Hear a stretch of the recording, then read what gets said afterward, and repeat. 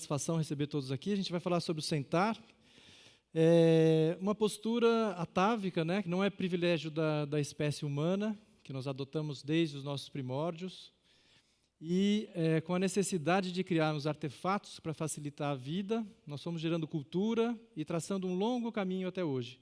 Criamos objetos que acabaram por transformar a nossa própria natureza humana e o próprio meio em que nós vivemos. Aqui eu estou começando com uma imagem, estou feliz que a Adélia Borges está aqui. Ela foi curadora dessa exposição, que eu tenho muito carinho por essa exposição, que foi feita no Museu da Casa Brasileira. Ela fez a curadoria junto com Cristiana Barreto. E eu começaria aqui justamente para voltar ao nosso território. Quer dizer, antes da invasão colonial, já havia artefato de sentar, já tinha rede, mas não havia um móvel no sentido que nós conhecemos hoje, não é? Então, tem registros arqueológicos que dão conta do uso do banco nas civilizações pré-colombianas já há mais de 4.000 anos. São registros de cerâmica, porque a madeira e a palha não preservam. E, nesse caso aqui, nós temos a gente pode já observar, quer dizer, a grande diversidade das formas dos bancos, que em formas zoomórficas, formas de animais, e também com formas geométricas. Em destaque aqui, nós temos essa urna, que o banco, inclusive, era o banco cerâmico que foi quebrado, né? Ela está sentada, mas é uma urna que representa um homem sentado num banco e uma mulher sentada no chão. Quer dizer, o uso é privilégio dos chefes, dos sacerdotes, dos xamãs, que estabelece uma separação também entre gênero. Separação de homem sentado no banco e a mulher no chão, em esteiras. Eles são utilizados, no caso do xamã, do pajé, que detém o poder de se comunicar com as instâncias não humanas. Quer dizer, o banco traz essa dimensão sagrada. E o sentar ereto faz com que estabeleça uma relação de diferença aos demais, né? E prepara o líder para a meditação, para o canto e para a realização dos ritos de cura. As esteiras, quer dizer, esse é um exemplar também que está no acervo do museu, é uma esteira para sentar, do povo Waiwai, que é feito em fibra vegetal. Com as transformações do mundo contemporâneo, a confecção dos bancos indígenas foi ressignificada e se tornou reconhecida hoje no campo do design, que é uma questão importante para a afirmação cultural das sociedades indígenas. Entrando na questão das cadeiras, né, conta-se na história que a origem, primeiro vieram os bancos e depois as cadeiras. E as cadeiras com espaldar, que teria sido um acréscimo na civilização egípcia. Isso ocorreu em torno do ano 2000 a.C., 2800 a.C. E essa cadeira, eu acho que é um exemplar mais significativo da cadeira no início, né, da vinda da colonização para o Brasil, que é um exemplar que é uma cadeira de Estado, que ela pressupõe um sentar rígido, ereto e cerimonioso. Essa cadeira é feita em Jacarandá. A gente vai passar por vários tipos de cadeiras, e essas aqui, justamente nesse período, quer dizer, que antecede o século XIX, com as questões de postura social mais rigorosa, a gente vai observando que essa questão do estilo, muitas vezes ela sobrepõe também a funcionalidade das peças, né? A gente tem uma cadeira aqui de estilo Dom José e uma cadeira de estilo eclético, ambas do século XVII e século XIX. Essas cadeiras ornamentadas também do século XIX, eu acho que uma delas é um estilo bem rebuscado, torneado. Eu acho que é interessante destacar que ela pertenceu ao estúdio fotográfico do Militão Augusto de Azevedo, que é a cadeira que nós temos aqui do lado esquerdo.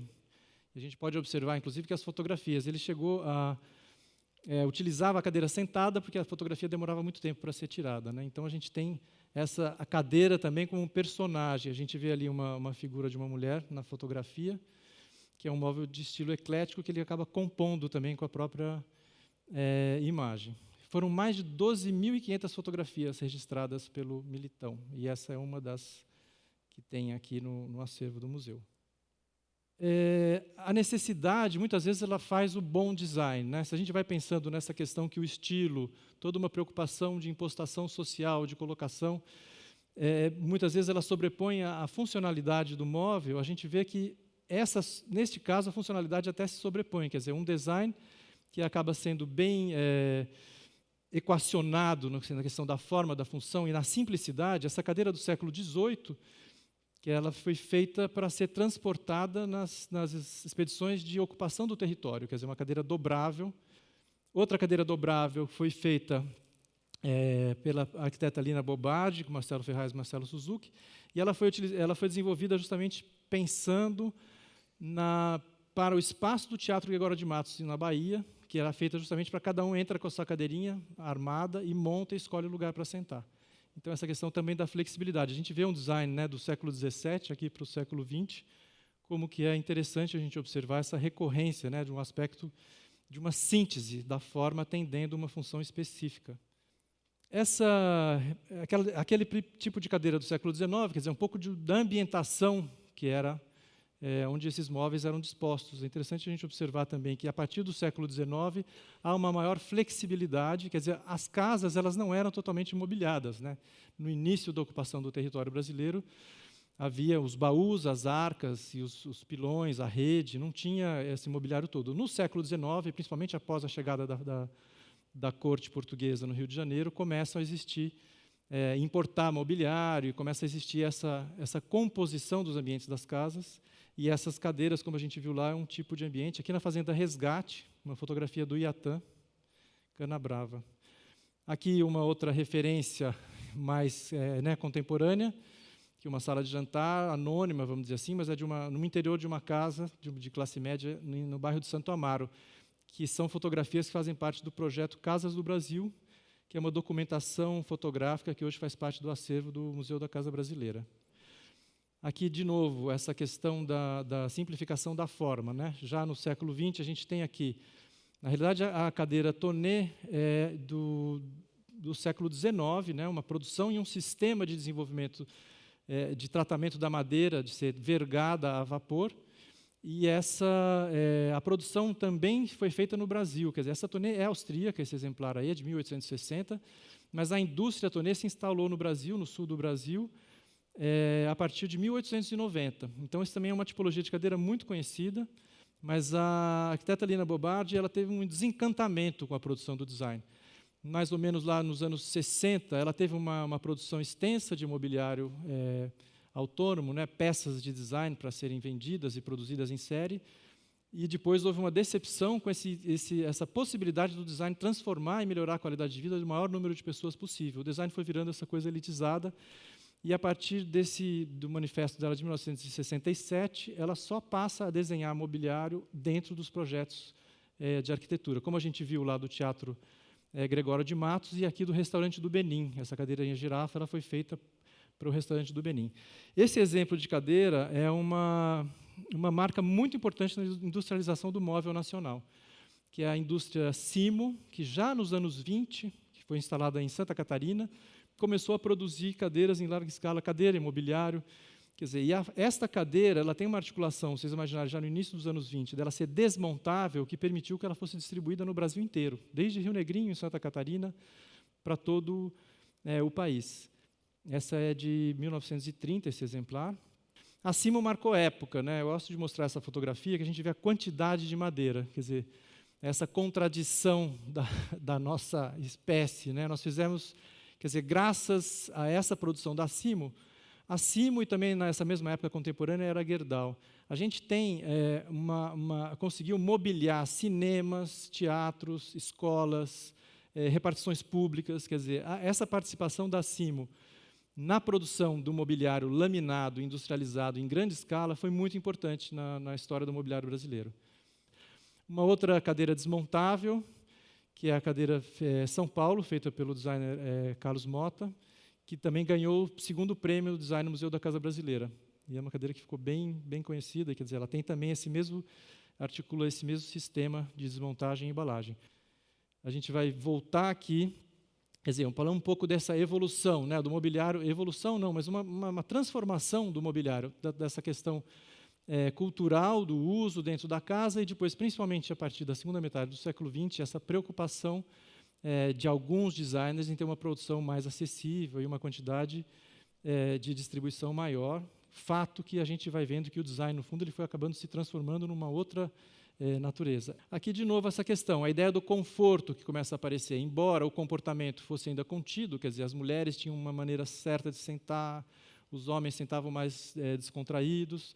Mas o que é interessante a gente observar aqui é essa transição da utilização da palhinha, quer dizer, a palhinha veio foi introduzida através do mobiliário que os portugueses traziam da Índia, e a palhinha passa a fazer parte dessa adaptação do mobiliário brasileiro ao clima. Então, a gente vê aqui um pouco esse contraponto, né, da poltrona, que é extremamente com estofamento, quente, e a poltrona já feita com palhinha, que ela também, século XIX, feita de jacarandá. Aqui nos anos 30, um móvel Art Deco, de novo uma poltrona bem pesadona, né? A gente tem outro contraponto, que é uma poltrona foi feita praticamente inspirada na questão de sentar no chão descontraído pós-hippie, né? Ela é do início dos anos 2000, da designer Baba Vaccaro, também foi premiada no Museu da Casa Brasileira. Aqui a conhecidíssima poltrona mole, que é interessante que ela criou um sistema de equação do mobiliário que ela tem. Primeiro, a questão do sentar, né? Ela criou justamente essa é uma cadeira que não tem como você sentar de uma maneira rígida, como a gente viu aqueles tronos inicialmente. Mas, além disso, ela tem uma separação da estrutura e desse contenedor do corpo, que é essa almofada, na verdade. São duas entidades separadas, que a gente vê isso recorrente em outros mobiliários do período. A gente vê aqui uma cadeira que foi feita pelo Jean Gillon, que a diferença é que naquela cadeira ela é presa com cintas de couro, e aqui ele utiliza uma inspiração numa rede, e essa cadeira chama jangada, que a forma dela também é inspirada nas tábuas laterais, produção em série. E o Laffer foi uma dessas iniciativas que realmente conseguiu produzir mobiliário para várias camadas da sociedade. Ele chegou a ter fábrica na Alemanha, quer dizer, na indústria do móvel brasileiro também se marcou muito. Eu digo isso porque muito do mobiliário brasileiro moderno, quer dizer, foi produzido numa escala artesanal. Algumas iniciativas, como do Michel Arnaud ou da Unilabor, que é o Geraldo de Barros, elas tendiam a produzir para a classe média, atender uma ideia de um mobiliário que melhorasse a qualidade de vida de muitas pessoas, mas no fim não aconteceu. Quer dizer, poucas indústrias, poucas produções foram realmente industriais em escala. Aqui é importante a gente lembrar do Joaquim Tenreiro, que foi um marceneiro, que no Brasil ele fez a transição fundamental da simplificação do móvel brasileiro e fez a transferência desse conhecimento, desse saber fazer lidar com a madeira, e aqui no caso o jacarandá também, e um outro exemplar de uma poltrona. A gente está vindo aqui das cadeiras, e agora as poltronas e essas poltronetas, né, que é uma poltrona tonê. A cadeira é desenvolvida pelo Paulo Mendes da Rocha, inicialmente para o Clube Paulistano, quando ele ganhou o concurso, uma cadeira que era para ser feita até com assento de plástico. E ele tinha idealizado, na época, fazer o assento dela com tucum, que é um trançado indígena, e agora, recentemente, a filha dele, que é designer, fez a adaptação. Aqui, como eu tinha falado, o Michel Arnaud, ele chegou a ter umas experimentações muito importantes, como essa cadeira pegue leve, no sentido daquela ação que ocorreu muito nesse período dos anos 60, 70, inspirado na ideia de você poder levar e fazer o móvel, levar para casa, faça você mesmo. É de 1968. Outra do Sérgio Rodrigues, que é a poltrona chifruda, que eu acho importante destacar, porque ela foi feita numa época em que ele estava procurando chamar atenção para o mobiliário. Quer dizer, a observação dele é que, na produção da arquitetura que estava sendo divulgada em todas as revistas, o mobiliário estava sempre como um coadjuvante não nominado. Então, a cadeira, os mobiliários não aparecia, falava-se muito das pinturas ou dos murais, mas ele falava, precisamos levar a questão da cadeira como um objeto de arte. Então, é um móvel como objeto de arte. Ele fez uma exposição na Oca, no Rio de Janeiro, em 62. Ele desenvolveu essa cadeira e outros arquitetos desenvolveram peças também. Ele convidou vários arquitetos a ideia. Eu acho que essa cadeira ela antecipa questões que vão ser tratadas no pós-moderno depois, né? A questão da forma, função. E essa dos Campana, quer dizer, uma experimentação plástica, quer dizer, quase que de novo a gente volta a questões que estão acima até da preocupação da funcionalidade ou da utilidade do móvel, que vem com toda uma colocação do movimento pós-moderno, que acho que aqui é representado por essa cadeira sushi. Voltando à questão da ideia de produção do mobiliário em série, quer dizer, a gente fala do Geraldo de Barros, nos anos 60, 70, ele criou móveis objeto, também com uma ideia de vanguarda bem interessante de reaproveitamento dos resíduos do pó de pinho e da serragem, quer dizer, fazendo os aglomerados, que a gente sabe depois que o aglomerado é esse material complicado. Ele fazia o aglomerado revestido com laca e pintura automotiva. E essas miniaturas na loja, eles utilizavam para montar, como se fosse o 3D de hoje, né? Montar os ambientes para poder fazer a venda aos clientes. Foi uma experiência bem interessante. Este é um retrete, né? Uma cadeira que foi muito utilizada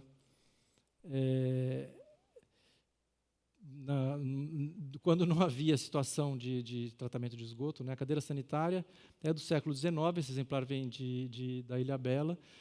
E essas caixas eram usadas na evacuação, com uma diferença na abertura para seja de uso feminino ou uso masculino, ficavam muitas vezes no quarto, e tem essa tampa e o orifício que colocava embaixo o tal do pinico, né?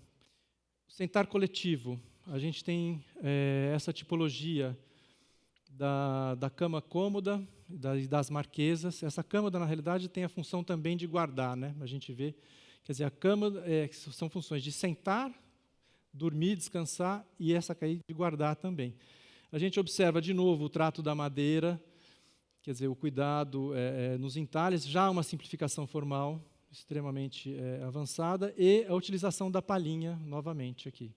Que a palhinha tem, como eu disse, veio de origem da Índia, trazida nos móveis indo-portugueses. E os canapés, que também tinham na composição das salas do século XIX, o canapé, as poltronas e as cadeiras que ficavam na sala.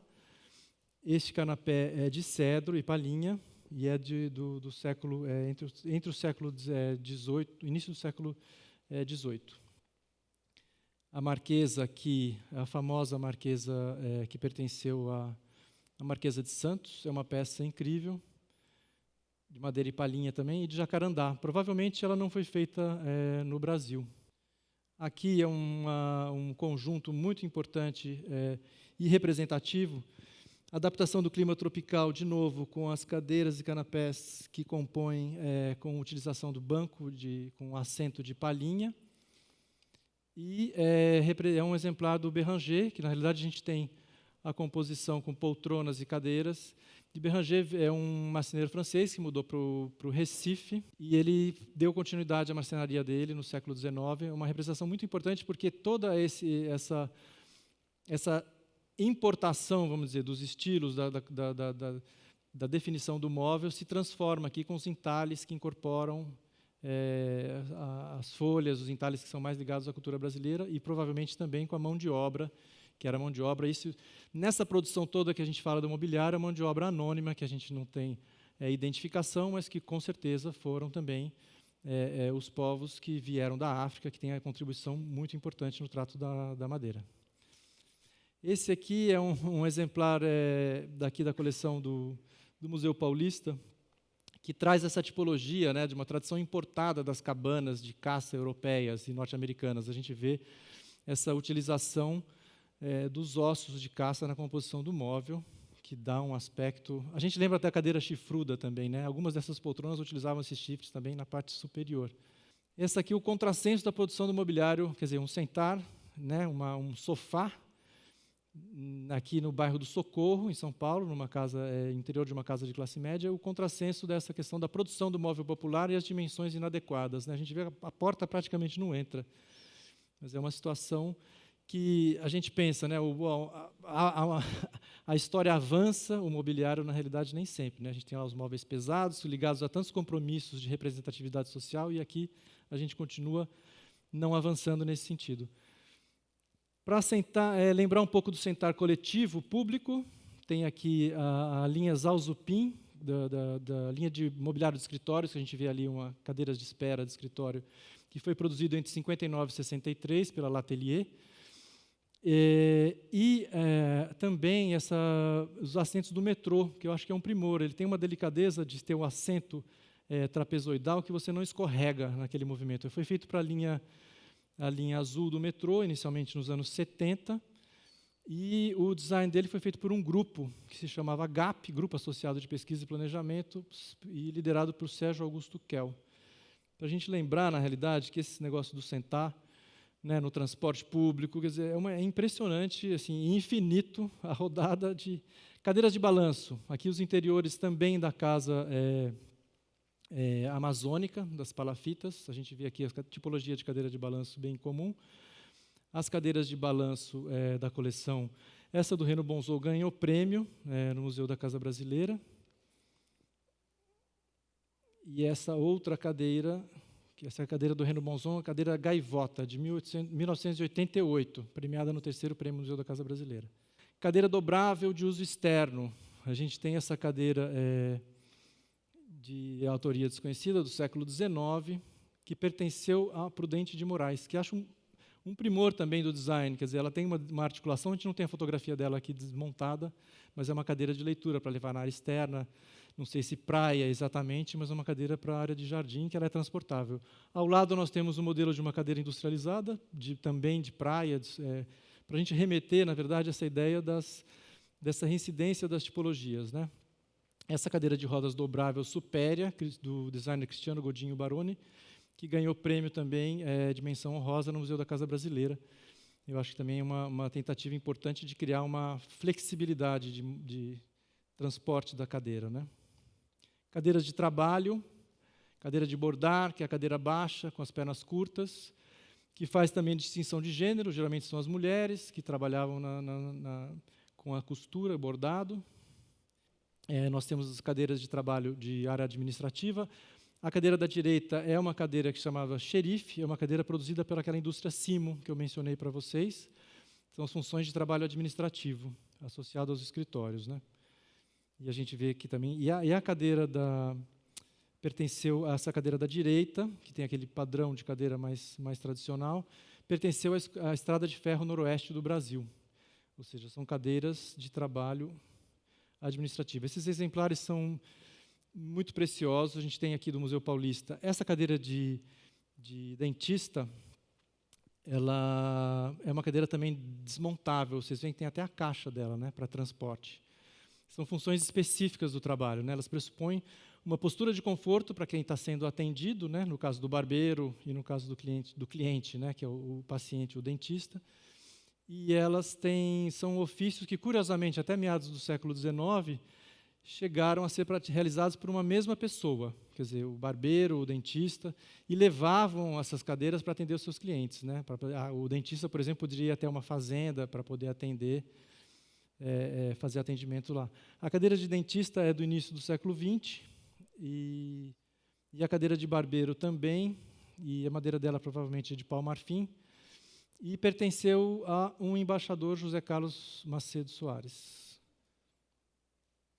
Aqui nós temos uma cadeira, um banquinho desmontável, quer dizer, essa ideia do trabalho itinerante, né? E uma fotografia que mostra, quer dizer, o cara vai trabalhar, leva a cadeirinha de trabalho dele. E aquela cadeira pequenininha que tem ali, que é de compensado, ela é uma engenhosidade também do design, quer dizer, ela é feita de encaixes, é o tal a gente está entrando aqui no tema do design anônimo, né, que não sabemos quem fez, mas é justamente a necessidade que gera uma solução, muitas vezes, bem criativa e inovadora.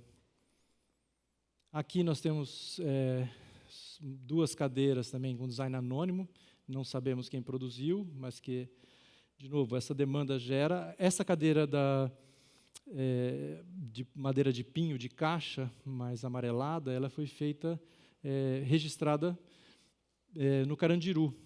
Também faz parte desse acervo do projeto Casas do Brasil, do Museu da Casa Brasileira, que o projeto se chamava Sobrevivências, que foi curado pela Maureen Bisiliati. Essa fotografia é do Renato Soares.